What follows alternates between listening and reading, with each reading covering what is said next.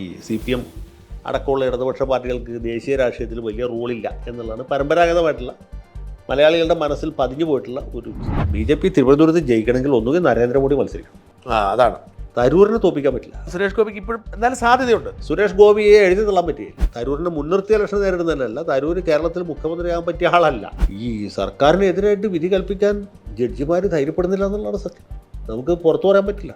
തരൂരിനോട് വളരെ സ്നേഹവും ബഹുമാനമുള്ള ആളാണ് ഞാൻ. പക്ഷേ കേരള മുഖ്യമന്ത്രിയാകാനുള്ള മെയ്വഴക്കമോ രാഷ്ട്രീയ പരിചയമോ ഭരണ നൈപുണ്യമോ അതൊന്നും തരൂരിനില്ല. പിന്നെ ഈ ഗവർണർ ഒരു പ്രത്യേകത, പുള്ളി മറ്റ് ഗവർണർമാരെ പോലെ അല്ല.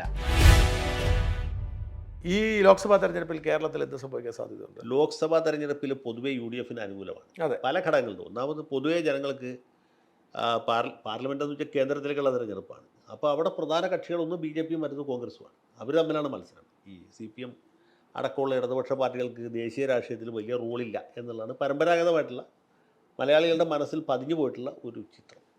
അപ്പോൾ അതുകൊണ്ട് തന്നെ സ്വാഭാവികമായിട്ടും ഇവിടെ കോൺഗ്രസ്സിനായിരിക്കും ഒരു അപ്പർ ഹാൻഡ് ഉണ്ടാകുക. പിന്നെ കേരളത്തിൽ UDFനുള്ള ഒരു വലിയ മേന്മ എന്ന് പറയുന്നത് 19 മണ്ഡലത്തിലും സിറ്റിംഗ് MP മാരാണ്. അതെ അതെ 18 ഇപ്പോൾ 18 ചാടിക്കാടൻ പോയതുകൊണ്ട് 18 സ്ഥലത്ത് സിറ്റിംഗ് MP മാരാണ്. ഇവർ മിക്കവരും തന്നെ മത്സരിക്കും. ഒരു പക്ഷേ വല്ല K സുധാകരനോ ഒറ്റ മാറിയാൽ മാറി, സുധാകരൻ മത്സരിക്കത്തില്ല. മത്സരിച്ചില്ലെങ്കിൽ ബാക്കി 17 പേരും സിറ്റിംഗാണ്. അപ്പോൾ സിറ്റിംഗ് MP മാർക്കെന്ന് വെച്ചാൽ പ്രത്യേകിച്ച് പ്രചരണം നടത്തേണ്ടതില്ല. കാരണം അവർ കഴിഞ്ഞ 5 കൊല്ലമായിട്ട് പ്രചരണം 5 അതിലധികമായിട്ട് അവിടെ ഉണ്ട്.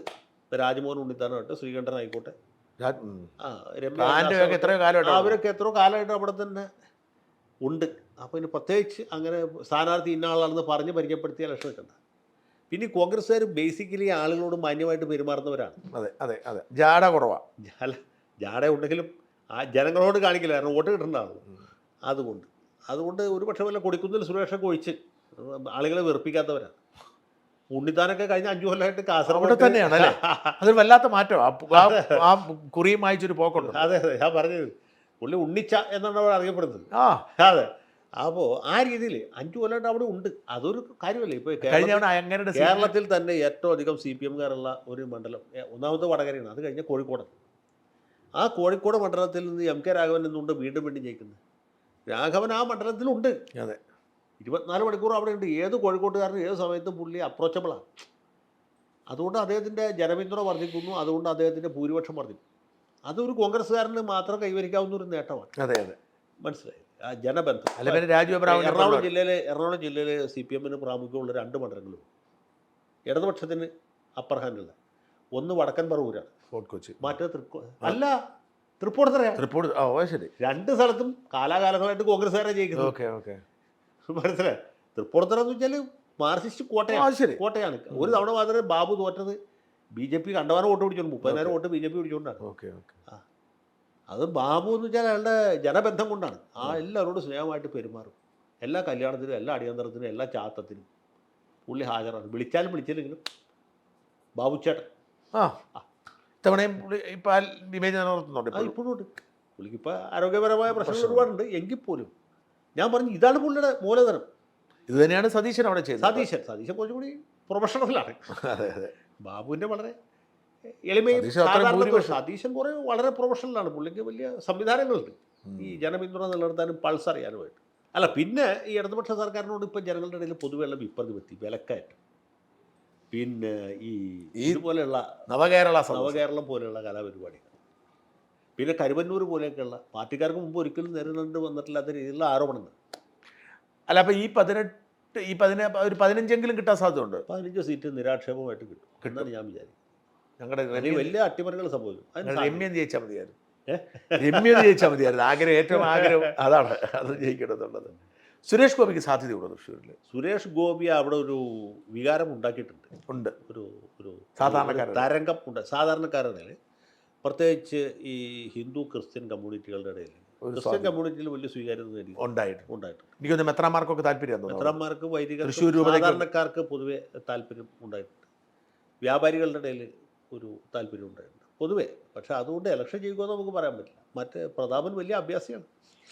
പക്ഷേ ജനപ്രിയം കുറഞ്ഞിരിക്കില്ലേ എന്ന് പറഞ്ഞൂടാ. അതൊക്കെ പ്രതാപനൊക്കെ എന്താ മുതലെന്നറിയാം. കെ ബാബുവിൻ്റെ മൂത്താപ്പയാണ്. വോട്ട് പിടിക്കുന്ന കാര്യത്തിലും ആളുകളായിട്ട് ഇടപെടുന്ന കാര്യത്തിലും. ശരി. പിന്നെ ഞാനിവിടെ ചില പ്രശ്നമൊക്കെ ഉണ്ട്. എനിക്കെതിരെ കേസ് അതൊക്കെ പുള്ളിയുടെ അഭ്യാസമാണ്. പ്രതാപനും വലിയ അഭ്യാസിയാണ്. ഞാനൊരു ചെറിയ ഉദാഹരണം, വളരെ ചെറിയ ഉദാഹരണം. രമേശ് ചെന്നിത്തലയുടെ മൂത്ത മകൻ്റെ കല്യാണം അങ്കമാലിയിൽ വെച്ച് നടക്കും. അപ്പോൾ വിവാഹ ചടങ്ങിൽ ഞാനും പങ്കെടുത്തു. ഞാൻ സ്റ്റേജിൽ കയറുമ്പോൾ പ്രതാപൻ ജി അവിടെ നിൽപ്പുണ്ട്. പ്രതാപൻ എന്നെ കണ്ടപ്പോൾ എന്നെ കെട്ടിപ്പിടിക്കുകയും ഉമ്മ വയ്ക്കുകയും ചെയ്തു. അതിൻ്റെ പ്രത്യേകത എന്ന് വെച്ചാൽ ഈ വിവാഹത്തിൻ്റെ 5 മിനിറ്റുള്ള വീഡിയോയിൽ ഇത് കാണാം. മനസ്സിലായ? അത് പുള്ളിക്കറിയാം. അവിടെ വെച്ച് എന്നെ ഉമ്മ വെച്ചാൽ അത് കല്യാണത്തിന് വീഡിയോ വരുമ്പോൾ ഏത് പൊട്ടനാണ് വീഡിയോഗ്രാഫറെങ്കിലും അത് എഡിറ്റ് ചെയ്യുമ്പോൾ അത് വിട്ടുകളയും. മനസ്സിലായി? അങ്ങനെ ആ വിവാഹ വീഡിയോയിൽ 5 മിനിറ്റിൽ പോലും പുള്ളി കയറി. അതാണ്. അതിനേക്കാൾ പ്രമുഖർ എത്ര പേര് വന്നല്ലേ? എത്രയോ ആൾക്കാരവിടെ വന്നു. ഇല്ല, ഗവർണർ വന്നു, മുഖ്യമന്ത്രി വന്നു, എത്രയോ ആളുകൾ വന്നു പോയി. പക്ഷെ പ്രതാപന് അതറിയാതെ എങ്ങനെ ചെയ്യണം, എങ്ങനെ ഇത് ഫലപ്രദമാക്കണം. അല്ല, അപ്പം സുരേഷ് ഗോപിക്ക് ഇപ്പോഴും എന്നാലും സാധ്യതയുണ്ട്. സുരേഷ് ഗോപിയെ എഴുതി തള്ളാൻ പറ്റുകയില്ല. ശക്തമായൊരു സാന്നിധ്യമായിരിക്കും. BJPക്ക് വേറെ എവിടെയെങ്കിലും തിരുവനന്തപുരത്തോ? BJPക്ക് തിരുവനന്തപുരത്ത് ആണ് പിന്നെ സാധ്യതയുള്ളത്. BJP തിരുവനന്തപുരത്ത് ജയിക്കണമെങ്കിൽ ഒന്നുകിൽ നരേന്ദ്രമോദി മത്സരിക്കണം, അതെയോ, അല്ലെങ്കിൽ ആ രീതിയിലുള്ള അത്രയും ഹൈ വോൾട്ടേജ് ആയിട്ടുള്ളൊരു സ്ഥാനാർത്ഥി മത്സരിക്കും. അല്ലാതെ ഇവിടുത്തെ നേതാക്കന്മാരൊന്നും വെച്ച് ജയിക്കാൻ പറ്റില്ല. അത് തരൂരാണ് മറുഭാഗത്ത്. അതാണ്. തരൂരിനെ തോൽപ്പിക്കാൻ പറ്റില്ല. തരൂർ തോൽപ്പിക്കേണ്ട ഒരു പ്രശ്നം എന്ന് വെച്ചാൽ തരൂരിന് അത്രയും ജനസ്വീകാര്യതയുണ്ട്. പ്രത്യേകിച്ച് വിദ്യാഭ്യാസമുള്ള ആളുകളുണ്ട്, ഇടത്തരക്കാരുടെ ഇടയിൽ, സർക്കാർ ഉദ്യോഗസ്ഥന്മാരുടെ ഇടയിൽ, സ്ത്രീകളുടെ ഇടയിൽ, എല്ലായിടത്തും പ്രൊഫഷണലുകളുടെ. ഞാൻ പറഞ്ഞത് അത് മാത്രമല്ല, തിരുവനന്തപുരം എന്ന് വെച്ചാൽ ഈ ഇടത്തരക്കാരുടെ, സർക്കാർ ഉദ്യോഗസ്ഥന്മാരുടെ, ഞാൻ ഈ പറഞ്ഞ വിഭാഗക്കാരുടെ സ്ഥലമാണ്. അതെ അതെ. അപ്പോൾ കോൺഗ്രസിൻ്റെ ട്രഡീഷണൽ വോട്ടേഴ്സ് അല്ല പുള്ളിക്ക് വോട്ട് ചെയ്യുന്നത്. അതാണ് തരൂരിൻ്റെ ഏറ്റവും വലിയ മേൻ. ഈ തരൂരിനെ മുൻപിൽ നിർത്തിക്കൊണ്ട് കോൺഗ്രസ് ഇവിടെ അടുത്ത ഇലക്ഷനെ നേരിടാനുള്ള സാധ്യത അങ്ങ് കാണുന്നുണ്ടോ? തരൂരിനെ മുൻനിർത്തിക്കൊണ്ട് കോൺഗ്രസ് ഇലക്ഷൻ നേരിട്ടാലേ കോൺഗ്രസ് ജയിക്കുള്ളൂ എന്ന ഒരു ധാരണ ആളുകളുടെ ഇടയിലുണ്ട്. അത് എല്ലാവരും വോട്ട് ചെയ്യുകയും ചെയ്യും. ഞാൻ അതിനോട് അങ്ങനെ താല്പര്യമുള്ള ആളല്ല. തരൂരിനെ മുൻനിർത്തി ഇലക്ഷൻ നേരിടുന്നതല്ല. തരൂർ കേരളത്തിൽ മുഖ്യമന്ത്രിയാകാൻ പറ്റിയ ആളല്ല. തരൂരിനോട് വളരെ സ്നേഹവും ബഹുമാനമുള്ള ആളാണ് ഞാൻ. പക്ഷേ കേരള മുഖ്യമന്ത്രി ആകാനുള്ള മെയ്വഴക്കമോ രാഷ്ട്രീയ പരിചയമോ ഭരണ നൈപുണ്യമോ അതൊന്നും തരൂരിനില്ല. അതിന് ദേഹത്ത് മൈലെണ്ണ പുരട്ടിയ കരുണാകരനോ UDF സംവിധാനത്തിൽ പ്രത്യേകിച്ചും കരുണാകരനോ ഉമ്മൻചാണ്ടിക്കേ പറ്റുള്ളൂ. പറഞ്ഞ മനസ്സിലായില്ലേ? കാരണം മൈലെണ്ണ പുരട്ടിയ അഭ്യാസികളായിരിക്കും. തരൂരിനെ ഒന്നും പറ്റില്ല. തരൂരിനെ മുൻനിർത്തി ഇലക്ഷൻ നിൽക്കുന്നത് വേറെ കാര്യം. അതിന് വലിയ ചില അഡ്വാൻറ്റേജസ് ഉണ്ട്. കാരണം ഞാൻ ഈ നേരത്തെ പറഞ്ഞ ഒരു വലിയ കോൺസ്റ്റിറ്റ്യുവൻസി ഉണ്ട്. കാലകാലങ്ങളായിട്ട് കോൺഗ്രസിൽ നിന്ന് അകന്നു പോയൊരു വിഭാഗം, അവരെല്ലാം വോട്ട് ചെയ്യും. ആ വിഭാഗത്തിൻ്റെ വോട്ട് വരും. ചെറുപ്പക്കാരുടെ വോട്ട്, ഫുൾ പുതിയ തലമുറയുടെ വോട്ട്, വോട്ട്, സ്ത്രീകൾ, കമ്പ്യൂട്ടർ പഠിച്ചവരുടെ വോട്ട്, സ്ത്രീക്കാരുടെ വോട്ട്, എഞ്ചിനീയറിംഗ് ഗ്രാജുവേറ്റ്സിൻ്റെ വോട്ട്, സ്ത്രീകളുടെ വോട്ട്, ഇതൊക്കെ ഇപ്പോൾ കോൺഗ്രസിൽ നിന്ന് അകന്നുപോയ വിഭാഗങ്ങളാണ്. അതെല്ലാം കിട്ടും. അത് പൂർണ്ണമായിട്ടും ടാപ്പ് ചെയ്യാനായിട്ട് തരൂരിന് സാധിക്കും. തരൂർ എന്ന് പറഞ്ഞ ഒരു ഇലക്ഷൻ ബെറ്റായിരിക്കും. ഞങ്ങളുടെ നേതാവ് ശശി തരൂർ ജി എന്ന് പറഞ്ഞാൽ, അല്ല, മുഖ്യമന്ത്രി ഇംഗ്ലീഷ് അറിയുന്ന ആളാണല്ലോ. അങ്ങനെ ഇംഗ്ലീഷ് അറിയുന്ന ആൾക്കാരോട് ഒരു ആരാധന നമ്മുടെ പൊതുസമൂഹത്തിലുണ്ട്. അതുകൊണ്ട് മുഖ്യമന്ത്രി മാത്രമാക്കുക, ആഭ്യന്തരമന്ത്രിയോ അല്ല, അതൊക്കെ വേറെ ആളുകളെ വെച്ച് കഴിഞ്ഞാൽ മതി. ആഭ്യന്തരമന്ത്രിയോട്ടൊന്നും പറ്റില്ല ഇവിടെ വഹിക്കാൻ പറ്റിയിട്ട് അങ്ങനെയൊക്കെ. അപ്പം അങ്ങനെ ചെയ്തില്ലെങ്കിൽ എങ്ങനെ പോകും? ആ ഒരു പ്രതീക്ഷയാണ് ഒരു. അല്ല, എനിക്ക് തോന്നുന്നത് ഈ ശശി തരൂരിൻ്റെ പേര് മുന്നോട്ട് വെച്ച് ഉമ്മൻചാണ്ടിയാണ് തീരെ വയ്യാതിരിക്കുന്ന സമയത്ത്. അതെ അതെ. അതുകൊണ്ടാണ് പിന്തുടർച്ചക്കാരനാണ്. അതുകൊണ്ടാണ് മലയാള മനോരമ, മാതൃഭൂമിയൊക്കെ വലിയ പ്രാധാന്യം ഇദ്ദേഹത്തിന് കൊടുത്തത്. അതുകൊണ്ടാണ് അദ്ദേഹത്തിന് പാണക്കാട്ടും വലിയ സ്വീകാര്യത ഉണ്ടായത്. അടുത്ത ലോക്സഭാ തെരഞ്ഞെടുപ്പിൽ, വരാൻ പോകുന്ന ലോക്സഭാ തെരഞ്ഞെടുപ്പിൽ BJP തന്നെ ആയിരിക്കത്തില്ലേ മൂന്നാം ഭരണം എന്ന് പറയുന്നത്? BJPക്ക് നല്ല സാധ്യതയുണ്ട്. നമുക്കത് തള്ളിക്കളയാൻ പറ്റില്ല. അല്ല, ഞാൻ പറഞ്ഞു, തെരഞ്ഞെടുപ്പിന് ഈ 6 മാസമുണ്ട്. ഈ 6 മാസത്തിനിടയ്ക്ക് എന്തൊക്കെ വിപ്ലവങ്ങളിലൂടെ എന്തൊക്കെ ഭൂകമ്പുണ്ടോയെന്ന് ആർക്കും പറയാൻ പറ്റില്ല. പക്ഷേ ഒറ്റ നോട്ടത്തിൽ BJP വളരെ ശക്തമായ നിലയിലാണ്. കാരണം BJPക്കുള്ള സൗകര്യം എന്ന് വെച്ചാൽ, ഒന്ന് നരേന്ദ്രമോദി എന്ന് പറഞ്ഞാൽ ശക്തനായ നേതാവ്, ബ്രാൻഡാണ്. രണ്ടാമത് RSSൻ്റെ സംഘടനാ സംവിധാനം, അത് ഭയങ്കരമാണ്. നമ്മൾ ഗ്രാസ് റൂട്ട് ലെവലിൽ. അതാണ് ഈ മധ്യപ്രദേശിലും ഛത്തീസ്ഗഡിലും കണ്ടത്. അതാരും ശ്രദ്ധിച്ചില്ല. ഈ നമ്മുടെ ഇവിടുന്ന് കേരളത്തിൽ പോലും തെരഞ്ഞെടുപ്പ് സർവേക്ക് പോയ കൊഞ്ഞാണന്മാരാരും ഇത് കണ്ടില്ല. അവരുടെ ഗ്രാസ് റൂട്ട് ലെവലിൽ. മൂന്നാമത്തത്, അതിനേക്കാൾ ഭയാനകമായ കാര്യം അമിത്ഷായുടെ ഭയങ്കരമായ തന്ത്രങ്ങൾ എന്ന് വെച്ചാൽ, ഈ സ്ഥാനാർത്ഥി നിർണ്ണയത്തിൽ ജാതിയും ഉപജാതിയും നോക്കിയിട്ട് സ്ഥാനാർത്ഥികളെ നിർത്തുന്നത് മാത്രമല്ല, എതിർ വരുന്ന സ്ഥാനാർത്ഥിയെ ടാങ്ക് വെക്കാനുള്ള പല വിദ്യകളും പുള്ളിക്കറിയാം. അതൊക്കെ അസാധാരണവും അനിതര സാധാരണവുമായിട്ടുള്ള കാര്യങ്ങളാണ്. ഈ 3 ഘടകങ്ങൾ തന്നെ ഭയങ്കരമാണ്. നാലാമത്തത്, വ്യവസായികളുടെയും വാണിജ്യ ശക്തികളുടെയും മൂലധന ശക്തികളുടെയും വിദേശ ഇന്ത്യക്കാരുടെയും അതെ, ഭയങ്കര സപ്പോർട്ടാണ്. ഭയങ്കര സപ്പോർട്ട്. പണം, ഇവർ കൊണ്ടുവന്ന് പമ്പ് ചെയ്യുന്ന പണം എത്രയാണ്, അത് അൺഇമാജിനബിളാണ്. ആ രീതിയിൽ വേറെ ഒരു പാർട്ടിക്കും പൈസ കിട്ടുകയില്ല. അപ്പോൾ ഈ 4 അതിശക്തമായ ഘടകങ്ങൾ അവിടെ ഉണ്ട്. ഒരു നേതാവ്, വിപണി ഇവർക്കൊപ്പം, വിപണി, മാർക്കറ്റ് എന്ന് പറയുന്നത്. അതെ. അപ്പോൾ ഈ ഒരു സാധനം വെച്ച് നിൽക്കുമ്പോൾ പിന്നെ അവർ എല്ലാ സംസ്ഥാനത്തും വളരെ സജീവമായിട്ടുണ്ട്. മറുഭാഗത്ത് വളരെ ഒരു എന്താണ്. എന്നിട്ട് എങ്ങനെയാണ് സൗത്തിൽ ഇപ്പോൾ തെലുങ്കാന ഞെട്ടിച്ചുകൊണ്ട് കോൺഗ്രസ് തിരിച്ചു വരുന്നു, കർണാടക വരുന്നു. എന്താണ് ഈ സൗത്തിന് ഇങ്ങനെ ഈ അല്ല, സൗത്തിൻ്റെ ഒരു രാഷ്ട്രീയ ഭൂമിക വേറെയാണ്. അതിപ്പോൾ നേരിട്ട് BJPയും കോൺഗ്രസും തമ്മിലുള്ള ഏറ്റുമുട്ടൽ കർണാടകയിൽ മാത്രമേ ഉള്ളൂ. മറ്റൊക്കെ പ്രാദേശിക പാർട്ടികളാണ്. അപ്പോൾ ആ ഒരു ഘടകമുണ്ട്. പിന്നെ കോൺഗ്രസ് ഈ മധ്യപ്രദേശിലും ഛത്തീസ്ഗഡിലും രാജസ്ഥാനിലും ഹിമാചൽ പ്രദേശിലും ഉത്തരാഖണ്ഡിലും ഒക്കെ ഇപ്പോഴും സജീവമാണ്. തെരഞ്ഞെടുപ്പിൽ ജയിക്കുന്നില്ലെങ്കിൽ പോലും അവർ പലപ്പോഴും തോൽക്കാനുള്ള വോട്ടെങ്കിലും അവർക്ക് കിട്ടുന്നുണ്ട്. ഈ ഗാഡ്ജറ്റിക് പ്ലെയിനിലാണ് ഇവർ കംപ്ലീറ്റ് ഒഴുകിപ്പോയത്. പ്രത്യേകിച്ച് ഉത്തർപ്രദേശ് ഒരു ഘടകമാണ്. ഞാൻ കഴിഞ്ഞ ഈ അടുത്ത കാലത്ത് ലക്നൌവിൽ പോയപ്പോഴേ ഓട്ടോറിക്ഷയിൽ എൻ്റെ കൂടെ കയറിയത് അവിടുത്തെ മറ്റേ UPCC അംഗമാണ്, OBC മോർച്ചയുടെ. ഞാൻ ചുമ്മാ ഓട്ടോയിൽ കയറി നോക്കിയതാണ്. എയർപോർട്ട് മറ്റേ ഈ മെട്രോയിലേക്ക് എങ്ങനെയാണെന്നറിയാൻ വേണ്ടി ആളുകളെ വിളിച്ചുകൊണ്ട് പോകുന്നതിൽ ചുമ്മാ കയറി നോക്കിയതാണ്. ഞാനൊരു വണ്ടി പോയപ്പോൾ കണ്ടപ്പോൾ കയറി പോയതാണ്. അപ്പോൾ എന്നെ പരിചയപ്പെട്ടു. രാഹുൽ ഗാന്ധിയുടെ കൂടെ ജോഡോ യാത്രയ്ക്ക് സഞ്ചരിച്ച ഫോട്ടോ ഒക്കെ കാണിച്ചു. അവിടുത്തെ OBC മോർച്ചയുടെ പ്രസിഡന്റും കണ്ടാണ്. ഓട്ടോയിൽ കയറി നടക്കുന്നൊരു പാവപ്പെട്ട പയ്യൻ. ആ അവസ്ഥ ഇത് ആലോചിച്ച്. ബംഗാളിലെ കമ്മ്യൂണിസ്റ്റ് പാർട്ടിയുടെ അവസ്ഥയാണ് ഉത്തർപ്രദേശിലെ കോൺഗ്രസിൻ്റെ അവസ്ഥ. അല്ല, അപ്പം ഞാൻ പറഞ്ഞു ഈ ഒരു ഹിന്ദി ബെൽറ്റിലുള്ളവരുടെ സ്വാധീനം കൊണ്ട് BJP മോദി തന്നെ ഒരു അപ്പർ ഹാൻഡ് ഉണ്ട്. BJP അമിത്ഷായിലേക്ക് മാറാൻ സാധ്യതയുണ്ടോ, യോഗിയിലേക്ക് മാറാണ് എന്ത് തോന്നുന്നത്? അത് നമുക്ക് പറയാൻ പറ്റില്ല. BJPയുടെ കാര്യത്തിൽ നമുക്ക് ഒരു പ്രൊഡിക്ഷൻ നടത്താൻ പറ്റില്ല. മുഖ്യമന്ത്രി സ്വപ്നത്തിൽ കാണാത്ത ആൾക്കാർ രാജസ്ഥാനിലും. അല്ല, അത് ഈ ഗുജറാത്തിലെ മുഖ്യമന്ത്രിയെ മാറ്റിയില്ലേ ഇലക്ഷൻ മുമ്പായിട്ട്. അതെ, ഇലക്ഷൻ ഒരു കൊല്ലം മുമ്പായിട്ട് അവിടെ വിജയ് രൂപാണിയായിരുന്നു ചീഫ് മിനിസ്റ്റർ. അദ്ദേഹത്തെ മാറ്റിയിട്ട് ഇപ്പോഴത്തെ മുഖ്യമന്ത്രി ഒരു പട്ടേലാണ്. അതെ, അദ്ദേഹത്തെ തെരഞ്ഞെടുത്ത് എങ്ങനെയാണെന്ന് അറിയാമോ? പാർട്ടിയുടെ ലെജിസ്ലേച്ചർ പാർട്ടി വിളിച്ച് മീറ്റിംഗ് കൂട്ടി മുഖ്യമന്ത്രിയെ മാറ്റുകയാണ് എന്ന് അമിത്ഷാ പ്രഖ്യാപിച്ചു. എന്നിട്ട് അപ്പോൾ ആരായിരിക്കും അടുത്ത മുഖ്യമന്ത്രി? അവിടെ പല ആൾക്കാരും ഉണ്ട്. ഗുജറാത്ത് പ്രദേശ് കോൺഗ്രസ് കമ്മിറ്റി പ്രസിഡൻ്റുണ്ട്, ഉപമുഖ്യമന്ത്രിയുണ്ട്, മറ്റു പല ആളുകളും അവിടെ ആ വേദിയിലും സദസ്സിലും കൊണ്ടുണ്ട്. അമിത്ഷാ ഏറ്റവും പുറകിലേക്ക് നോക്കിയിട്ട് ബാക്കിൽ നിന്ന് രണ്ടാമത്തെ റോയിൽ 200 ആളെ വിളിക്കണം. ഈ പുള്ളിയാണ് അടുത്ത മുഖ്യമന്ത്രി. രാജസ്ഥാൻ അതാ സംഭവിച്ചത്. അതെ, അല്ല ഞാൻ പറഞ്ഞത്, അയാൾ പോലും ഞെട്ടിപ്പോയി. ഈ മുഖ്യമന്ത്രി ഉണ്ടല്ലോ, പുള്ളി പുറകിൽ നിന്ന് തൊട്ട് മുമ്പിലത്തെ റോയിൽ, ഏറ്റവും പുറകിൽ തന്നെ മുമ്പിലത്തെ റോയിലിരുന്ന ആളാണ്. ആദ്യമായിട്ട് MLA ആളാണ്. അതെ, രാജസ്ഥാനിലേക്കല്ലേ പറഞ്ഞു? അല്ല, ഗുജറാത്തിൽ. രാജസ്ഥാനിൽ ഇപ്പോൾ അത് സംഭവിച്ചു. രാജസ്ഥാനിലും അതിന് സംഭവിച്ചു. അതേ, ആദ്യമായിട്ട് MLA ആളാണ്. ആദ്യമായിട്ട് MLA ആളാ. പുള്ളി ആവട്ടെ എന്ന് പറയാം.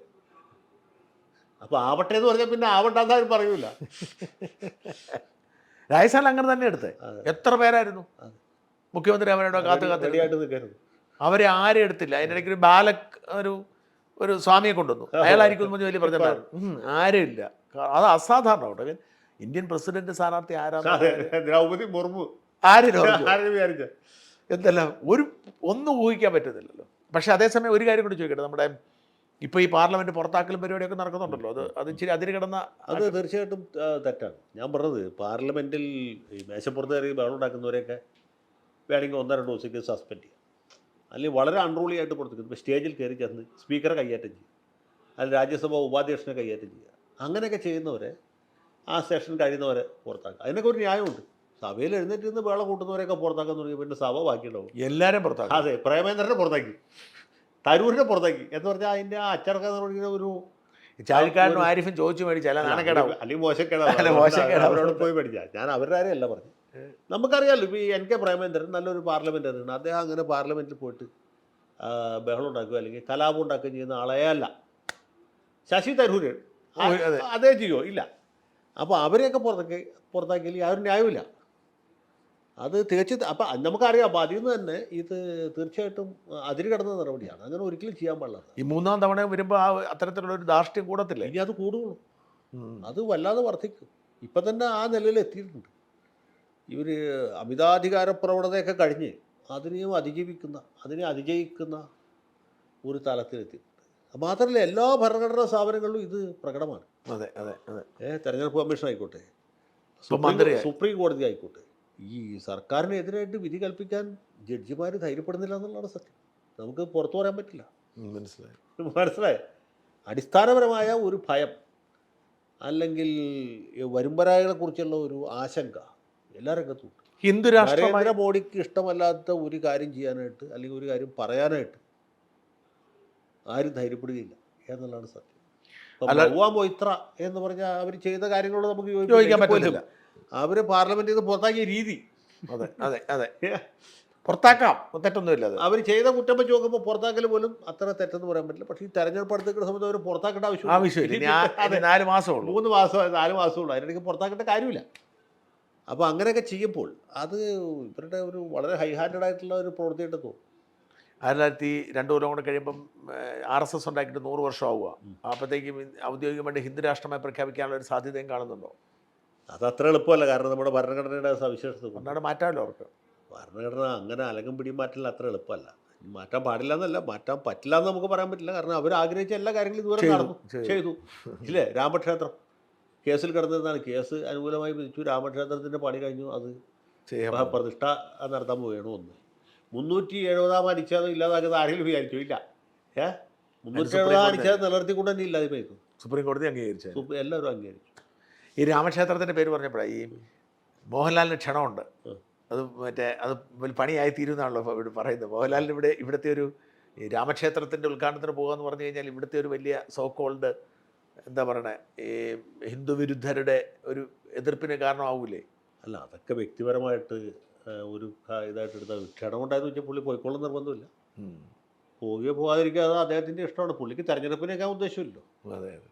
അപ്പോൾ പിന്നെ ഈ രാമക്ഷേത്ര നിർമ്മാണം ശരിക്കും മോദി സർക്കാരിന് വോട്ട് ഗുണകരമാവും അല്ലേ? തീർച്ചയായിട്ടും. ഈ രാമക്ഷേത്രം എന്ന് പറഞ്ഞാൽ വലിയൊരു വോട്ട് ക്യാപ്ചർ. അതിന് വേണ്ടിയിട്ടുള്ള ജനുവരി 22-ാം തീയതി നടത്തേക്കുന്നത്. മാർച്ച് 10-ാം തീയതിക്കുള്ളിൽ തെരഞ്ഞെടുപ്പ് പ്രഖ്യാപിക്കും. കൃത്യമായിട്ടാണ്. പാർലമെൻറ്റിൻ്റെ പണി തീർക്കണ പോലെ അല്ല രാമക്ഷേത്രത്തിൻ്റെ, അത് വോട്ടാണ്. അത്രയ്ക്കൊരു വികാരമായിരുന്നു, വലിയ വികാരം. ഈ ശ്രീകൃഷ്ണ ഭക്തന്മാരെ ശരിക്കും കേരളത്തിലേ ഉള്ളൂ.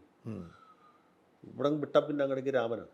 ഈ നമ്മുടെ ഗവർണറുടെ ഷോ, നമ്മുടെ എന്താണ് ബ്ലഡി ഫൂൾസ് ഷോ, എങ്ങനെ ഇതിനെ കാണുന്നു? അല്ല, സത്യത്തിൽ കേരളത്തിലെ ഒരു ഗവർണറും ഇത്ര വലിയ ഒരു ഏറ്റുമുട്ടലിലേക്ക് പോയിട്ടില്ല. പല ഗവർണർമാർക്കും ഭരിക്കുന്ന സർക്കാർ, പ്രത്യേകിച്ച് ഇടതുപക്ഷ സർക്കാരുകളുമായിട്ട് അഭിപ്രായ വ്യത്യാസങ്ങളുണ്ടായിട്ടുണ്ട്. രാം ദുലാരി സിൻഹയുടെ കാര്യത്തിലുണ്ട്, ജ്യോതി വെങ്കടാചലത്തിൻ്റെ ഉണ്ടായിട്ടുണ്ട്. വിശ്വനാഥൻ എന്ന് പറയുന്ന ICS-കാരനായ ഒരു ഗവർണർ, എനിക്ക് ഓർമ്മ വയ്ക്കുമ്പോൾ അദ്ദേഹമാണ് ഗവർണർ. 67-ലെ EMS മന്ത്രിസഭയുടെ കാലത്ത്. അതിനു മുമ്പ് രാമകൃഷ്ണ റാവു 57-ലെ സർക്കാരിൻ്റെ കാലത്തുണ്ടായിരുന്നു. ഇവരൊക്കെ ആയിട്ട് പലതരത്തിലുള്ള പ്രശ്നങ്ങൾ ഉണ്ടാക്കിയിട്ടുണ്ട്. പല വിധത്തിലുള്ള ബുദ്ധിമുട്ടുകളും ഗവർണർമാരുണ്ടാക്കിയിട്ടുണ്ട്. പക്ഷേ അന്നൊന്നും ഇങ്ങനെ പരസ്യമായിട്ട് തെരുവിലേക്ക് പോകുന്ന ഒരു ഏറ്റുമുട്ടലുണ്ടായിട്ടില്ല. അതിലൊരു പരിധിവരെ സർക്കാരിൻ്റെ ഭാഗത്തു നിന്നുള്ള അസഹിഷ്ണുത ഉണ്ടായിട്ടുണ്ട്. പിന്നെ ഗവർണറും അദ്ദേഹത്തിൻ്റെ പദവി മറന്ന രീതിയിലുള്ള പെരുമാറ്റം ഉണ്ടായിട്ടുണ്ട്. പ്രത്യേകിച്ചും ഈ സുപ്രീം കോടതിയുടെ ചില വിധികൾ ഗവർണർക്ക് അനുകൂലമായിട്ട് വന്നു. പ്രത്യേകിച്ച് സർവകലാശാലയുടെ കാര്യം. പിന്നെ ഈ ഗവർണർ ഒരു പ്രത്യേകത, പുള്ളി മറ്റ് ഗവർണർമാരെ പോലെ അല്ല. മറ്റ് സാധാരണ ഗവർണർമാർ രാജ്ഭവൻ്റെ 4 ചുമരുകൾക്ക് പുറത്ത് അല്ലെങ്കിൽ ആ വളപ്പിന് പുറത്തേക്ക് വലിയ അറിയുന്നില്ല, ആരും ജനങ്ങളുമായിട്ട് ബന്ധപ്പെട്ടിരുന്നില്ല. അപ്പോൾ ഉദാഹരണത്തിന് വല്ല വള്ളത്തോളിൻ്റെ പ്രതിമ അനാച്ഛാദനം ചെയ്യാൻ വിളിച്ചാലും അങ്ങനെ എന്തെങ്കിലും പൊതുപരിപാടിക്ക് ഗവർണറെ വിളിക്കുകയും ഗവർണർ വരാമെന്ന് സമ്മതിക്കുകയും ചെയ്ത് ഗവർണർ വന്നാൽ മാത്രമേ ജനകീയ പ്രശ്നങ്ങൾ ഇടപെട്ടിരുന്നില്ല. പക്ഷേ ഈ ഗവർണർ ഒരു പ്രത്യേകത, പുള്ളി ഏത് ചെറിയ പ്രശ്നത്തിലും ഇടപെടും. വളരെ കൺസേൺഡാണ്. ഉദാഹരണത്തിന് സ്ത്രീധന പീഡനങ്ങൾ ഉണ്ടായപ്പോൾ അവിടെ ചെല്ലുക, ആ മരിച്ച പെൺകുട്ടിയുടെ വീട്ടിൽ ചെന്ന് മാതാപിതാക്കളെ സാന്ത്വനിപ്പിക്കുകയാണ്. അപ്പോൾ ബോട്ടപകടം ഉണ്ടായിക്കഴിഞ്ഞാൽ പുള്ളി അവിടെ എത്തും. തീവണ്ടി അപകടം ഉണ്ടായാലും ഗവർണർ വരും. ഇത് ഗവർണർ വരുന്ന മുമ്പ് കേട്ടില്ലല്ലോ. ഇല്ല. ഇപ്പോൾ ഉദാഹരണത്തിന് വേണമെന്നില്ല, പാണക്കാട് സാദിഖ് അലി തങ്ങളുടെ മകളുടെ മകൻ്റെ കല്യാണത്തിന് വിളിക്കുന്നു, ഗവർണർ വരുന്നു. അങ്ങനെ ഒരുമാതിരിപ്പെട്ട് ഏത് സ്ഥലത്തും ഗവർണർ വരുന്നുണ്ട്. കോട്ടക്കൽ ആയുർവേദ ഫാർമസിയിൽ ആയുർവേദശാലയിലെ ചികിത്സയ്ക്ക് പോയി ആയുർവേദ ചികിത്സ കഴിഞ്ഞ് തിരിച്ചു വരുമ്പോൾ അദ്ദേഹം മന്ത്രി അബ്ദുറഹ്മാൻ്റെ വീട്ടിൽ ചെല്ലും. അബ്ദുറഹ്മാൻ്റെ വീട് തിരൂരാണ്. അബ്ദുറഹ്മാൻ്റെ വീട്ടിൽ ചെന്ന് അവിടുന്ന് ഭക്ഷണം കഴിക്കുന്നു.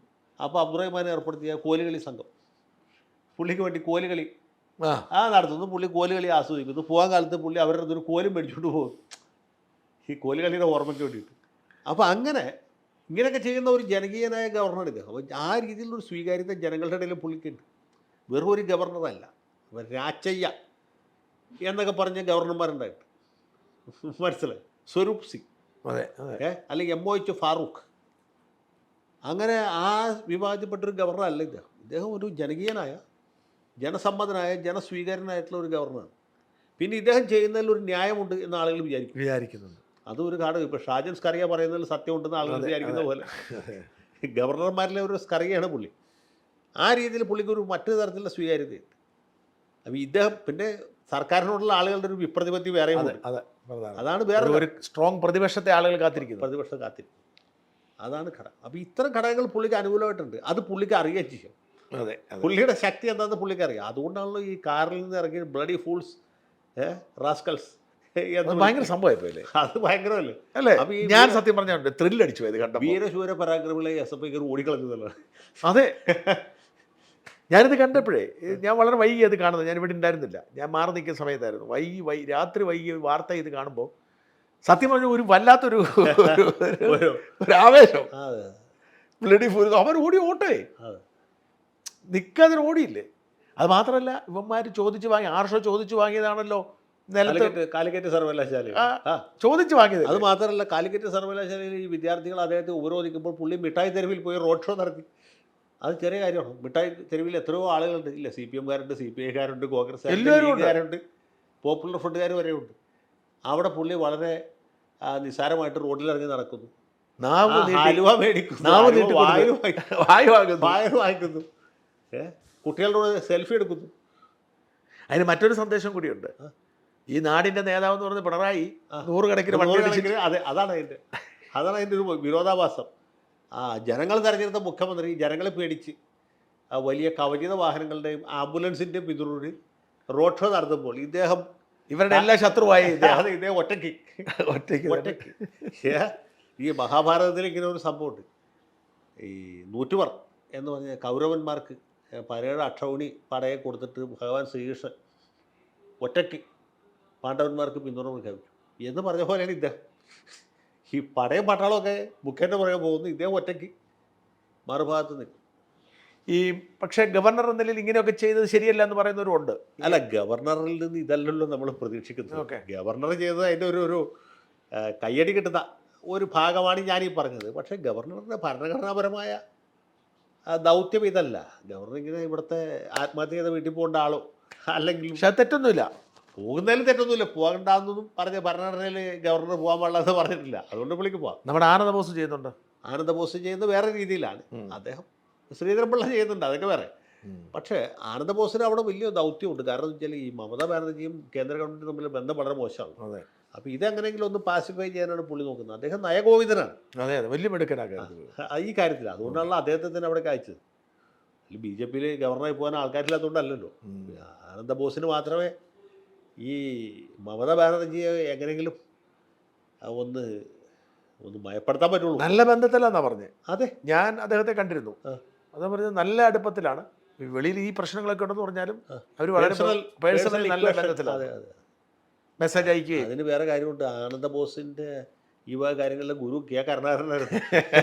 അത് മനസ്സിലായില്ല.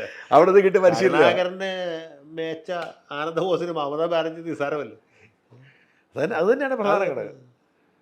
അല്ല, പിന്നെ അതുപോലെ തന്നെ ഗവർണറുടെ കാര്യത്തിലേക്ക് നമ്മൾ വരുമ്പോഴേ അദ്ദേഹത്തിന് ചാൻസലർ എന്നല്ല ഇപ്പോൾ വലിയ അധികാരമല്ലേ സുപ്രീം കോടതി. വളരെ വിപുലമായ അധികാരങ്ങളാണ് കിട്ടിയിട്ടുള്ളത്.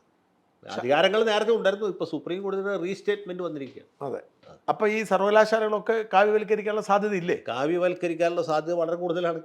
മാത്രമല്ല ഇത്ര നാൾ ഇദ്ദേഹം അവർ കൊടുത്തതിന് ലിസ്റ്റ് അതേപടി പാസ്സാക്കിയിരുന്നു. ഇപ്പോൾ പുള്ളിയുടെ സ്വന്തം ലിസ്റ്റ് ഉണ്ടാക്കിയിട്ട് ഹൈക്കോടതി എന്തോ ഒരു ചെറിയ പ്രശ്നം ഉണ്ടായെന്ന് തോന്നുന്നു. ഇപ്പോൾ ഹൈക്കോടതിയിൽ 4 പേരുടെ അത് ഈ ഇൻകോമ്പിറ്റൻ്റ് ആൾക്കാരെ വന്നതുകൊണ്ട് നോമിനേറ്റ് ചെയ്തതിന് സ്റ്റേ ചെയ്തിരിക്കുകയാണ്. അതൊന്ന് ശ്രദ്ധിച്ചാൽ മതിയായിരുന്നു. അതായത് അതെ മിടുക്കരെ മാത്രം നോക്കിയാൽ മതി. ഇപ്പോൾ വലിയൊരു പുതിയ ട്രാപ്പ് ഉണ്ട്. അതായത് ഈ മാഡം മേരി ജോർജ് ഒരു ഹർജി കൊടുത്തിട്ടുണ്ട് വൈസ് ചാൻസലറെ നിയമിക്കണമെന്ന് പറഞ്ഞു. അപ്പം ഹൈക്കോടതി ഉത്തരവിടും നിയമി സർക്കാരിനോ. അപ്പം ഒരു ഗവർണർ പറയാൻ പോകുന്നത് എന്താണ്, നോമിനിയെ കിട്ടാത്തതുകൊണ്ടാണ്. അപ്പം സർക്കാർ ശരി കുഴപ്പത്തിലാവും.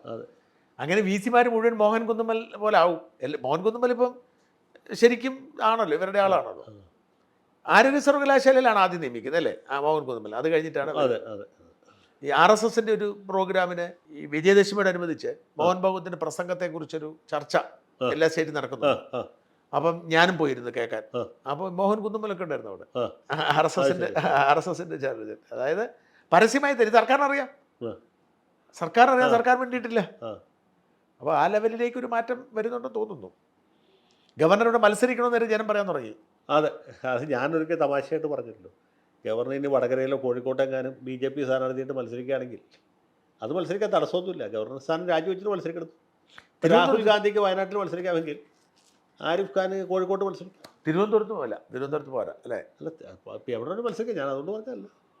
അല്ല, ആയതൊരു സ്വീകാര്യത അദ്ദേഹത്തിന് ഉണ്ടാക്കി ഉണ്ടാക്കാൻ കഴിഞ്ഞിട്ടുണ്ട്. അന്ന് ഗവർണർ തുടക്കത്തിൽ CPM-കാരുടെ വലിയ സ്നേഹത്തിലായിരുന്നു. ആയിരുന്നു.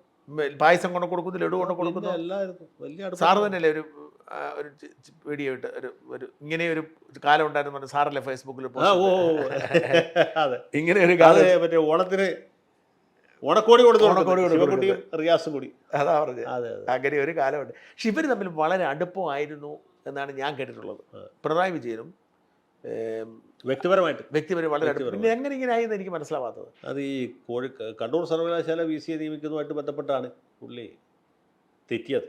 അത് ഗോപിനാഥ് രവീന്ദ്രനെ വീണ്ടും നിയമിക്കുന്നതിന് നിയമ തടസ്സമില്ല എന്ന രീതിയിൽ അതിന് സെർച്ച് കമ്മിറ്റി ഉണ്ടാക്കേണ്ടതില്ല, പുനർനിയമനത്തിന് ഈ നിയമങ്ങളൊന്നും ബാധകമല്ല എന്നുള്ളതിൽ അഡ്വക്കേറ്റ് ജനറലിൻ്റെ ഒരു ഉപദേശം കൊടുത്തു വിട്ടു. ആ ഉപദേശത്തിൻ്റെ അടിസ്ഥാനത്തിലാണ് റിലക്റ്റൻ്റ് ആയിരുന്ന ഗവർണറെ കൊണ്ട് ഒപ്പിടിച്ചത്.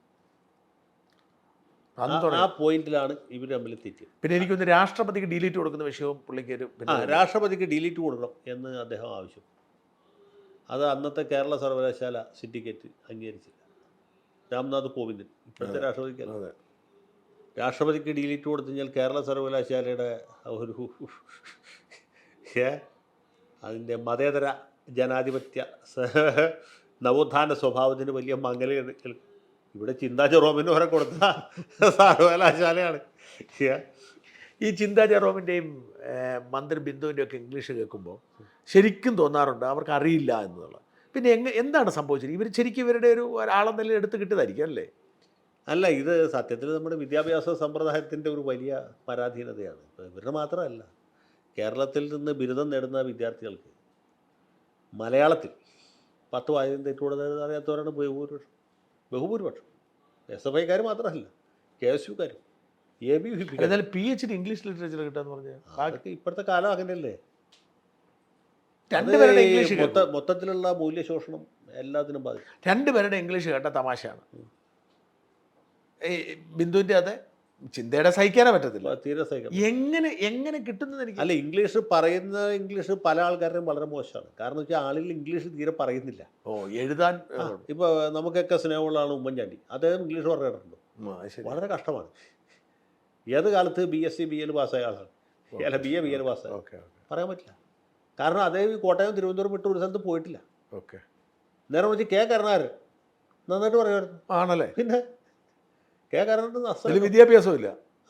വിദ്യാഭ്യാസമല്ലല്ലോ, ഇത് പറഞ്ഞുള്ള ശീലമാണ് പ്രധാനം. അത് വളരെ പ്രധാനമാണ്. ഇപ്പോൾ പ്രേമേന്ദ്രൻ സ്ഥിരമായിട്ട് പാർലമെൻറ്റിൽ പോകുന്നുണ്ട്, അദ്ദേഹത്തിന് തെറ്റില്ലാതെ ഇംഗ്ലീഷ് പറയാൻ പറ്റും. അത് അത്ര കാലം ഡൽഹി ആയിരുന്നുകൊണ്ടാണ് സംഭവിച്ചത്. വയലാർ രവി നന്നായിട്ട് സംസാരിക്കും, PC ചാക്കോ മനോഹരമായിട്ട് സംസാരിക്കും. ഏറ്റവും നന്നായിട്ട് ഇംഗ്ലീഷ് പറയുന്നത്, ഏറ്റവും നന്നായിട്ട് കമ്മ്യൂണിക്കേറ്റ് ചെയ്യുന്ന PC ചാക്കോ. ഈ PC ചാക്കോയും KV തോമസും ഒക്കെ കോൺഗ്രസ് വിട്ടത് ഭയങ്കര ദയനീയമായ ഒരു സാഹചര്യമല്ല. അവർക്കൊക്കെ അവസ്ഥ അവർക്ക് കിട്ടാമെന്നുള്ളതെല്ലാം കിട്ടിക്കഴിഞ്ഞിട്ട്. അല്ല, PC ചാക്കോയെ സംബന്ധിച്ചിടത്തോളം പുള്ളിക്ക് ശരിക്കും അർഹിക്കുന്ന അംഗീകാരം കോൺഗ്രസ് കൊടുത്തില്ല എന്നുള്ള അഭിപ്രായത്തില്ല, കൊടുത്തിട്ടില്ല. അതിൻ്റെ കാരണം എന്ന് വെച്ചാൽ ആ ഒരു ജനറേഷനിൽപ്പെട്ട എല്ലാ കോൺഗ്രസ് നേതാക്കന്മാരിലും ഏറ്റവും മിടുക്കൻ ചാക്കോയായിരുന്നു. ചാക്കോയുടെ അത്ര കോംപ്രിഹെൻഡ് ചെയ്യാനുള്ള കഴിവ്, കാര്യങ്ങൾ അവതരിപ്പിക്കാനുള്ള കഴിവ്, എലക്വൻസ്, ഇത് വേറെ ആർക്കുമില്ല. AK ആന്റണിക്കോ ഉമ്മൻചാണ്ടിക്കോ വയലാർ രവിക്കോ അല്ലെങ്കിൽ സുധീരനോ മുല്ലപ്പള്ളിക്കോ കാർത്തികേയനോ. PT തോമസിനുണ്ടായിരുന്നു. PT തോമസ് ലോക്കൽ, അത് പിന്നെ വേറൊരു തരത്തിലാണ്. പക്ഷേ PT തോമസ് പിന്നത്തെ ജനറേഷനാണ്. ഞാൻ പറഞ്ഞ ആ ഒരു തലമുറയിൽ ആർക്കും ഇല്ലായിരുന്നു. പക്ഷേ ഏറ്റവും വലിയ കുഴപ്പമെന്ന് വെച്ചാൽ ഈ നേതാക്കന്മാർക്ക് ആർക്കും PC ചാക്കോയെ ഇഷ്ടമല്ലായിരുന്നു. അവരെല്ലാവരും ഇദ്ദേഹത്തെ ഇങ്ങനെ പാർശ്വവൽക്കരിക്കാൻ ശ്രമിച്ചു എന്നുള്ളതാണ്. അതുകൊണ്ട് പുള്ളിക്ക് ശരിക്കും അർഹിക്കുന്ന ഒരു അംഗീകാരം കിട്ടിയില്ല. ഒരു പാർലമെൻറ്ററിയൻ എന്നുള്ള നിലക്ക് പോലും ഗംഭീരനായ ഒരു പാർലമെൻറ്ററിയനാണ്. രാജ്യസഭാ സീറ്റ് ചാക്കോയ്ക്ക് കൊടുക്കേണ്ട വരും എന്നുള്ള ഘട്ടം വന്നപ്പോഴാണല്ലോ ഉമ്മൻചാണ്ടിയും കുഞ്ഞാലിക്കുട്ടിയും കൂടി ചേർന്നിട്ട് ജോസ് കെ മാണിയെ തിരിച്ചു കൊടുത്ത് പുള്ളിക്ക് ആ രാജ്യസഭാ സീറ്റ് കൊടുത്തു. അതിലാണ് ചാക്കോ വളരെ ഡിസ്ഹാർട്ടൻ്റായിട്ട് മാറി. പക്ഷെ തോമസ് മാഷിൻ്റെ കാര്യം അങ്ങനെയല്ല. തോമസ് മാഷ് അത് വലിയ കഷ്ടമാണ്. തോമസ് മാഷ് വലിയ ചാതുര്യമുള്ള ആളാണ്, വേറെ രീതിയിലാണെന്ന് മാത്രമേ ഉള്ളൂ. PC ചാക്കോയുടെ പോലെയല്ല, qualities of head and heart അല്ല, പക്ഷേ വളരെ സമർത്ഥനായ ഒരു രാഷ്ട്രീയക്കാരൻ. പിന്നെ ഞാൻ ഒരു കാര്യം പറയാം, ഇപ്പോൾ ഇദ്ദേഹം കാല് മാറിയതിൽ ഒരു രാഷ്ട്രീയ അശ്ലീലം ഉണ്ടെങ്കിൽ പോലും ആര്, തോമസ് മാഷ്, ഡൽഹിയിൽ കേരളത്തിൻ്റെ പ്രതിനിധിയായിട്ടിരിക്കാൻ ഏറ്റവും യോഗ്യനായിട്ടുള്ള ആൾ തോമസ് മാഷാണ്. എന്താ കാര്യം അറിയുമോ? ഡൽഹിയിലെ എല്ലാ ഊടുവഴികളും പുള്ളിക്കറിയാം. ഓക്കെ. ഒരു കാര്യം നടത്തണമെന്ന് പറഞ്ഞ് പുള്ളി ഏൽപ്പിച്ചാൽ അത് വളരെ നിസ്സാരമായിട്ട് കൈ നനയാതെ മീൻ പിടിച്ച് പുള്ളി സാധനം ഇവിടെ തിരിച്ചു കൊണ്ടു. അതിന് വേറൊരാളെ അവിടെ നമുക്ക് ഇന്നത്തെ നിലയ്ക്ക് കിട്ടാൻ ബുദ്ധിമുട്ടാണ്. സമ്പത്തിനൊക്കെ വെച്ച് നോക്കുമ്പോൾ അല്ലേ? സമ്പത്തിനൊന്നും പറ്റില്ല, സമ്പത്തിനൊന്നും ആർക്കും പറ്റില്ല. കാരണം തോമസ് മാഷ് വളരെ കാലം പാർലമെൻറ്റ് മെമ്പറായിരുന്നുകൊണ്ട് പുള്ളിക്ക് ഭയങ്കര കോട്ടാക്സ് ഉണ്ട്. കോൺഗ്രസ്സിൽ, ബി ജെ പിയിൽ, എല്ലായിടത്തും, സെക്രട്ടേറിയറ്റിൽ അവിടെ ഉദ്യോഗസ്ഥന്മാരുടെ ഭരണമാണ്. സെൻട്രൽ സെക്രട്ടേറിയറ്റിലെ പ്രധാനപ്പെട്ട ഈ ഉദ്യോഗസ്ഥ ബാബുമാരെയൊക്കെ പുള്ളിക്കറിയാം. അതെങ്ങനെ അവരെ കൊണ്ട് കാര്യം ശരിയാക്കി എടുക്കണം എന്നും പുള്ളിക്കറിയാം. അതുകൊണ്ട് പിണറായി വിജയനോട് നമുക്ക് പല കാര്യത്തിലും എതിരഭിപ്രായം ഉണ്ടെങ്കിലും ഈ തോമസ് മാഷിനെ ഇരുത്തേണ്ട സ്ഥലത്താണ്. എന്നാലും നമുക്കൊരു ചമ്മൽ കാണും. അത് വളരെ നമുക്ക് വളരെ ഒരു അതുപോലെ പിണറായിയുടെ ധാർഷ്ട്യവും ഇയാളുടെ അഹങ്കാരവും അതെ അതിൻ്റെ ഇടയിലേക്ക് പോയി തല വെച്ച് കൊടുക്കുക. പക്ഷെ ഇതിലൊക്കെ സഹിക്കാൻ വയ്യാതെ പോയത് KP അനിൽകുമാറിൻ്റെ പോക്കായിരുന്നു. KP അനിൽകുമാറൊന്നും അങ്ങനെ രാഷ്ട്രീയത്തിൽ വലിയൊരു, അയാൾ ഈ മുല്ലപ്പള്ളി ആയിരുന്നപ്പോൾ സംഘടനാ ചുമതലയുള്ള അവിടെ ആരെയും കയറ്റത്തില്ലായിരുന്നു. ഇന്ദിരാഭവനിൽ കോൺഗ്രസ്സുകാരെ മുഴുവൻ വെറുപ്പിച്ച് വിട്ട മനുഷ്യനാണ്. അയാളാണ് അവസാനം ഇളിച്ചുകൊണ്ടുപോയി പിണറായിയുടെ അടുക്കളയിൽ പോയി ഇരിക്കുക എന്ന് പറഞ്ഞാൽ എന്തൊരവസ്ഥയാണെന്ന് അറിയിച്ചു. ഇത് നമ്മളെല്ലാം പറഞ്ഞു നമുക്കൊരു ഒരു മറ്റേ ഹമാസ് ഇസ്രായേലിലേക്കൂടെ പോയിട്ട് പോയാലോ? കുഴപ്പമില്ല. കേരളത്തിൽ ഈ ഹമാസ് സ്നേഹം വല്ലാത്തൊരു പ്രശ്നം തന്നെയല്ലേ? അല്ല, ഈ ഹമാസിൻ്റെ കാര്യത്തിൽ സത്യത്തിൽ നമ്മുടെ നാട്ടിൽ ഒരു 99.9% മുസ്ലിങ്ങൾ ഹമാസ് ചെയ്യുന്ന ഒരു പുണ്യകർമ്മമാണ് വിശ്വസിക്കുന്നു എന്ന് വിശ്വസിക്കുന്നത്. ഏതുപോലെ വെച്ചാൽ ഷാജൻ സ്കറിയ ഒരു വലിയ മുസ്ലിം ബിരുദനാണ് എന്ന് വിചാരിക്കുന്നത്. അതെ അതെ അതെ അതെ സംഗതി ക്ലിയറായില്ലേ? അതെ, ഇത്ര ഉള്ള കാര്യം. അത് വളരെ സെക്കുലറായിട്ടുള്ള ആളുകൾ പോലും. അതിൻ്റെ ഒരു കാരണം എന്ന് വെച്ചാൽ ഈ ഹമാസിന് അനുകൂലമായ ഒരു പൊതുബോധം നിർമ്മിക്കപ്പെട്ടു ഇവിടെ ഓൾറെഡി ആയിക്കഴിഞ്ഞു. സത്യത്തിൽ ഹമാസ് എന്താണെന്നോ പാലസ്തീനിലെ യഥാർത്ഥ പ്രശ്നം എന്താണെന്നോ ഇവർക്കാർക്കും അറിയില്ല. ബഹുഭൂരിപക്ഷം ആളുകൾക്കും അറിയില്ല. 99% ആളുകൾക്ക് അറിയില്ല. അവിടെ എന്തോ ഒരു വലിയ സ്വാതന്ത്ര്യ സമര പോരാട്ടമാണ് നടക്കുന്നതെന്ന്, ഈ ഹമാസ് ഇസ്രായേലിനെ ചേർത്ത് നിൽക്കുന്ന വലിയ സാഹസികന്മാരാണ് എന്നുള്ള ഒരു വളരെ തെറ്റായിട്ടുള്ള ഒരു ഇമേജാണ് ആൾക്കാരുടെ അവർ പിടിച്ചെടുത്തിരിക്കാന്നൊക്കെയാണ് ഇവർ കരുതുന്നത്. അല്ല, അതിപ്പോൾ നമുക്കൊന്നും ചെയ്യാൻ പറ്റില്ല. അത് ഈ മീഡിയ വൺ ചാനലിൽ സ്ഥിരമായിട്ട് കാണുന്ന ആൾക്കാർ കഴിക്കും ഫലസ്തീനിൽ ഇവരുടെ വലിയ മുന്നേറ്റമാണ്. സത്യത്തിൽ അവിടെ സംഭവിക്കുന്നത് വളരെ സങ്കടകരമായിട്ടുള്ള കാര്യമാണ്. അതെ, ഫലസ്തീനികളെ കൂട്ടക്കൊല ചെയ്യുക. 20,000 പേര് മരിച്ചു. 20,000 ആളുകൾ മരിച്ചു. ഇത്രയും നമ്മൾ ഈ നവോത്ഥാനവും ജനാധിപത്യമൊക്കെ പറയുന്ന ലോകത്ത് UN എന്ന് പറഞ്ഞ സംഗതി വളരെ നിസ്സഹായമായി നോക്കിക്കൊണ്ട് നിൽക്കുക. പ്രമേയമൊക്കെ പാസ്സാവുന്നുണ്ട്. പ്രമേയങ്ങൾ ആഴ്ചയിൽ 2 വെച്ച് പാസ്സാക്കുന്നുണ്ട്. പക്ഷെ ഞാൻ പറയണത് വലിയൊരു മാനുഷിക ദുരന്തമാണ് പാലസ്തീനിൽ സംഭവിക്കുന്നത്. പക്ഷെ ആ ദുരന്തത്തിൻ്റെ യഥാർത്ഥത്തിലുള്ള ഒരു മാഗ്നിറ്റ്യൂഡ് മനസ്സിലാക്കാതെ ഇവിടെ കുറേ ആളുകൾ അന്ധമായിട്ട് ഹമാസിന് സ്തുതി പാടിക്കൊണ്ടിരിക്കുകയാണ്. ഇതിൽ ഇസ്രായേൽ ചെയ്യുന്നതിനോളം തുല്യമായ അല്ലെങ്കിൽ അതിനേക്കാളും അല്പം കൂടി കൂടിയ ഉത്തരവാദിത്വം ഹമാസിനുണ്ട്. അറിയാമല്ലോ എന്താണ് വരാൻ പോകുന്നതെന്ന് അറിയാം. എന്നിട്ട് ഇവരെ പ്രകോപിപ്പിച്ച് ഇത്ര വലിയ തിരിച്ചടി അത് ഈ ഹമാസുകാർക്കല്ല കിട്ടുന്നത്. വെറും സാധാരണ സ്ത്രീകൾക്ക്, കുട്ടികൾക്ക്, വൃദ്ധർക്ക്, അവർക്കാണ് കിട്ടുന്നത്. ആശുപത്രിയുടെ മീതെ ബോംബിടുന്നു, സ്കൂളിൽ ബോംബിടും. സ്കൂളൊക്കെ നിന്നു 2-3 മാസമായിട്ടില്ല. ഇല്ല, അല്ല, സ്കൂൾ കെട്ടിടത്തിൻ്റെ. അതെ. അപ്പോൾ ഇങ്ങനെയൊക്കെയുള്ള അതിക്രമങ്ങൾ നടന്നുകൊണ്ടിരിക്കുകയാണ്. അപ്പോൾ ഇതിനെ ഈ ഹമാസിനെ മഹത്വവൽക്കരിക്കുക, അത് നമ്മുടെ മുഖ്യധാര മാധ്യമങ്ങൾ പോലും ഈ രഹസ്യം തുറന്ന് പറയില്ല. പേടിയാ. ദീപികയാണ് അല്ലേ? ദീപികയ്ക്ക് പേടിക്കാനില്ല. ഒരു പക്ഷേ കേരളമോദിക്കും പേടിക്കേണ്ടി വരില്ല. പക്ഷെ ആർക്കും ഇത് തുറന്നു പറയാനുള്ള ധൈര്യമില്ല. തുറന്നു പറഞ്ഞാൽ ഇത് യഥാർത്ഥത്തിൽ വലിയൊരു ദുരന്തം. ഞാൻ അത്ഭുതത്തോടെ കണ്ടത് മുസ്ലിം സമുദായത്തിൽപ്പെട്ട പലരുടെയും ധാരണ ഇസ്രായേലികൾ ഫലസ്തീൻ കയറി പിടിച്ചെടുത്ത് അങ്ങോട്ട് കൊണ്ടുപോകുന്നതാണ് പ്രശ്നം, അവരങ്ങ് പിന്മാറിയാൽ എല്ലാ പ്രശ്നം തീരുമെന്നാണ്. ഞാൻ പലരോടും പറഞ്ഞു അങ്ങനെയല്ല, അവർ പണ്ടേ റെഡിയാണ്, നിങ്ങൾ അവിടെ സമാധാനം, ഞങ്ങൾ സമാധാനം ജീവിക്കും. ഇതല്ല, നിങ്ങൾ ഇസ്രായേൽ വേണ്ട, ഫലസ്തീൻ മതിയെന്ന് പറയുന്നതാണ് വിഷയം. ഇവർക്കാർക്കും അറിയത്തില്ല എന്നെ ചെയ്യുന്നത്. From river to sea. അതെ, റിവർ ടു സീ. റിവർ എന്താ സീ നമ്മുടെ ആൾക്കാർക്ക് അറിയത്തില്ല. റിവർ ടു സീ എന്ന് പറയും. റിവർ ടു സീ എന്ന് പറഞ്ഞാൽ ഏത് റിവർ ഏത് സീ അറിയത്തില്ല. ഏത് സീ അല്ല, പക്ഷേ എന്നാലും കേരളത്തിൻ്റെ ഒരു വല്ലാത്തൊരു പൊതുബോധം ഇത് തന്നെയാണ് പക്ഷേ ഇത് ഇതുവരെ പാലസ്തീനെ പിന്തുണച്ചിരുന്ന വലിയൊരു വിഭാഗം ആളുകൾക്ക് ഓൾ ഓവർ വേൾഡ് ഈ ഒക്ടോബർ 7-ാം തീയതിയിലെ അക്രമം വലിയൊരു ഷോക്കായിപ്പോയി. ഓക്കെ. ഇപ്പോൾ അമേരിക്കയിലുള്ള എൻ്റെ ഒരു സുഹൃത്ത്, അവിടുത്തെ ഒരു പൗരാവകാശ പ്രവർത്തകയാണ്, നമ്മൾ എറണാകുളംകാരിയാണ്, ഡെമോക്രാറ്റ് പാർട്ടിയുടെ ഒരു ആവേശ കമ്മിറ്റിയിലുള്ള ബൈഡന് വേണ്ടിയിട്ട് വീട് വീടാന്തരം കയറി വോട്ട് പിടിക്കാം. അവർ പറഞ്ഞു ഈ പാലസ്തീന് വേണ്ടി എന്തെങ്കിലും ചെയ്യണമെന്ന് ആഗ്രഹമുണ്ട്, പക്ഷേ ഒരു നിവൃത്തിയില്ല, റോട്ടിലേക്ക് ഇറങ്ങാൻ ആളുകൾ. ഒക്ടോബർ 7-ന് ശേഷം നമ്മുടെ സ്ഥിതി വളരെ മോശമാണ്. ഈ 2020 പോലുള്ള മൂവ്മെൻറ്റുകൾക്ക് ഇത് സാധ്യത ഞാൻ എൻ്റെ ഒരു ആഗ്രഹം സത്യം പറഞ്ഞാൽ ഈ ഇതിനൊരു ബദലായ ഒരു രാഷ്ട്രീയം ഇവിടെ രൂപപ്പെടണം തന്നെയാണ്. 2020 പോലുള്ള അല്ലെങ്കിൽ വൺ ഇന്ത്യ വൺ ഇൻ പെൻഷനെ പോലുള്ള മൂവ്മെൻറ്റില്ല ഒരു വില ജാസ്മിൻ ഷായുടെ ഇത്തരം സംഘടനകളൊക്കെ ഒരുമിച്ച് തന്നൊരു അതിനുള്ള സാധ്യതയുണ്ട്. എൻ്റെ ഒരു ആഗ്രഹമാണ്. അതിനുള്ള സാധ്യത സാറ് കാണുന്നുണ്ടോ? അല്ല, അങ്ങനെ ഒരു മൂവ്മെൻറ്റ് വേണമെന്ന് ആഗ്രഹിക്കുന്ന ഒരു വിഭാഗം ആൾ നമ്മുടെ നാട്ടിലുണ്ട്. അത് ഈ നേരത്തെ പറഞ്ഞ ഇടത്തരക്കാരുടെ ഇടയിലാണ്. ഇടത്തരക്കാർ, വിദ്യാസമ്പന്നരായ ആളുകൾ, മുഖ്യധാര രാഷ്ട്രീയ പാർട്ടികളുടെ ഇടതുപക്ഷമാണെങ്കിലും വലതുപക്ഷമാണെങ്കിലും പ്രവർത്തനത്തിൽ വലിയ വിയോജിപ്പുള്ള ആളുകൾ, അതിൻ്റെ ജീർണതകളെക്കുറിച്ച് അറിവുള്ള ആളുകൾ. പക്ഷേ ആ വിഭാഗത്തിൽപ്പെട്ട ആളുകൾ ഒരു ചെറിയ ഒരു പെർസെൻറ്റേജ് ഉള്ളൂ. അതൊരു കാര്യം. രണ്ടാമത്തെ കാര്യം വെച്ചാൽ നമ്മുടെ രാഷ്ട്രീയം എന്ന് പറയുന്നത് വളരെയധികം 2 വാട്ടർ ടൈറ്റ് കമ്പാർട്ട്മെൻറ്റുകളാണ്. ഒന്ന് UDF, മറ്റത് LDF. അപ്പോൾ ഇതിന് പുറത്ത് ഇപ്പോൾ BJPക്ക് പോലും പിടിച്ചേക്കാൻ പറ്റാത്തത് കൊണ്ടാണ്. രണ്ടാലും ഒരു മുന്നണിയിൽ അവർക്ക് സ്ഥാനമില്ല. 12% അല്ലെങ്കിൽ 15% വോട്ട് പിടിക്കാൻ കഴിവുള്ള പാർട്ടിയാണ്. മനസ്സിലായി? 15% പിടിക്കാം. 15% വരെ വോട്ട് കിട്ടാവുന്ന ഒരു പാർട്ടിക്ക് കേരളത്തിൽ ഒരു MLA ജയിപ്പിക്കാൻ പറ്റത്തില്ല. അല്ല, CPM കോൺഗ്രസ് കഴിഞ്ഞാൽ വലിയ പാർട്ടി വരായിരിക്കും. അതെ, CPM കോൺഗ്രസും ഒരുപക്ഷെ മുസ്ലിം ലീഗ് കഴിഞ്ഞാൽ, മുസ്ലിം ലീഗിന് ആ ഒരു പ്രദേശത്ത് മാത്രമേ ശക്തിയുള്ളൂ. പക്ഷേ എന്നാൽ പോലും അവർക്ക് ഒരു MLA ജയിപ്പിക്കാൻ പറ്റത്തില്ല. ഞാൻ പറഞ്ഞ അങ്ങനത്തെ ഒരു സ്ഥലത്ത് ഇങ്ങനെ ഒരു പാർട്ടിക്ക് ഇപ്പോൾ കൊച്ചി കോർപ്പറേഷനിൽ V4 കൊച്ചി എന്ന് പറഞ്ഞ ഒരു സംഘം കഴിഞ്ഞ കോർപ്പറേഷൻ ഇലക്ഷൻ മത്സരിച്ചു.